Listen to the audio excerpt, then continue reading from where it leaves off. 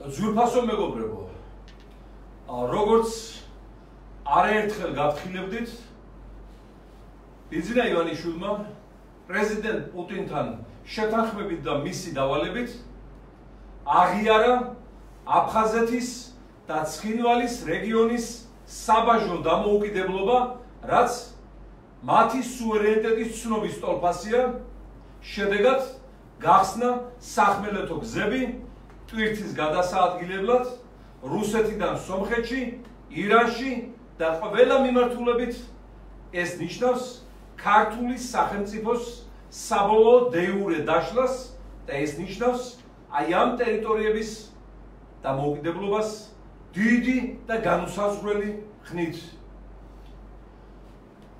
ჩვენ იძულებული ვართ მივმართოთ ჰააგის საერთაშორისო ტრიბუნალს, რათა რუსეთის აგრესიის, ოკუპაციის, გენოციდის და ბორდერიზაციის კონტექსტში დაიწყოს წინასწარი გამოძიება ბიძინა ივანიშვილის რეჟიმის მიმართ, რომელიც კრემლის თანამონაწილე და თანაშემწეა ამ ტრაგედიაში. მე მივმართავ პოლიტიკურ პარტიებს, ოპოზიციურს. მეგობრებო, ეხლა არ არის კაბინეტებში, საკონფერენციო დარბაზებში ჯდომისა და რაღაც ხელმოწერების შეგროვების დრო. გავიდეთ ქუჩაში და დავამთავროთ რეჟიმი, სანამ ის დაამთავრებს საქართველოს და ჩვენც მათთან ერთად. ეხლა მეტი რაღა უნდა მოხდეს, მეგობრებო, როდესაც ჩვენ ხოცავენ, ღვთისმსახურებს იჭერენ და მძევლად აყავთ, ბაღებს, სოფლებს, ქალაქებს, საფლავებს შუაზე გვიყოფენ, როდესაც ქართველებს აცეკვებენ ქართველთა გენოციდის წლისთავებზე, როდესაც მშობლიურ ენაზე სწავლას გვიგრძელავენ, გაკვეთილებს ამცირებენ, სახელმძღვანელოების შეტანას კრძალავენ, ქართულ ენას დევნიან, ქართული კულტურის ძეგლებს პოვენ, ქართულ ნასოფლარებზე პარკებს და დისკოტეკებს აშენებენ და ამ ფონზე ბიძინა ივანიშვილი უკვე მრავალი წელია საიდუმლო მოლაპარაკებებშია კრემლთან და კარასინთან, მოღალატე აბაშიძის მეშვეობით და დღესაც ჟენევაში იხსნება სწორედ აი ამ ერთობლივი მოღალატეობრივი კომიტეტის ხდომა, რომელმაც ქართველთა სისხლით მორწყულ მიწაზე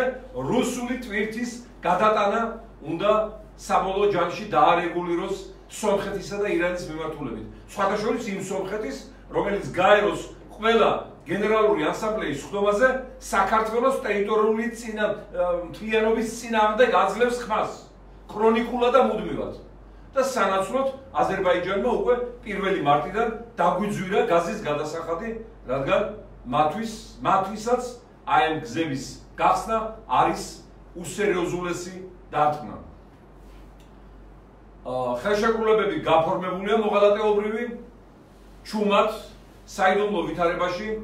ამაზე რა თქმა უნდა ივანიშვილთან ერთად პასუხს აგებს ყველა პრემიერ-მინისტრი, რომელმაც მილიარდები წაიღო იმ ჩვენი ქონებიდან და თავისი სტატუსიდან და დღეს კარგად არიან მოკალათებული.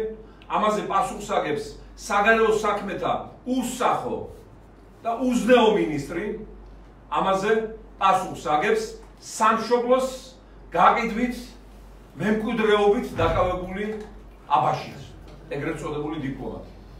და მთელი პარლამენტის შემადგენლობა, რომლებიც არ მოახდენენ აი ამ ხელშეკრულებათა დენონსაციას და გააგრძელებენ სამშობლოთი ვაჭრობის აი ამ პერმანენტულ პროცესს. ყველა აგებს პასუხს. ეს დამერწმუნეთ არავის არ შერჩება. დღეს თუ ხვალ ძალიან მწარე იქნება თემიდას მახვილი. სამშობლოს ღალატი ოფიციალურად ჩადენილია. ვინაიდან მურატაძის და მურუსიძის და ჩინჩალაძის სასამართლო ხელისუფლება ეს ივანიშვილის წინკარია, საბაზანო ოთახია, რა თქმა უნდა, მათზე მიმართვას აზრი არ აქვს, ამიტომ ჩვენ იძულებული ვართ მივმართოთ ჰააგის ტრიბუნალის პროკურორებს, რათა აი ამ დიდ საქმეზე, რომელიც საქართველოს მიმართ მოკვლევის პროცესია რუსეთის აგრესიის ფაქტზე, ეპიზოდად დაამატონ ივანიშვილის რეჟიმის ვიმეორებ თანამონაწილეობა პუტინთან საქართველოს გაყოფის, დაგლეჯვის, დაგსაცვის, გაყიდვის და განიავების საქმეში. აი ეს მინდოდა დღეს მეთქვა.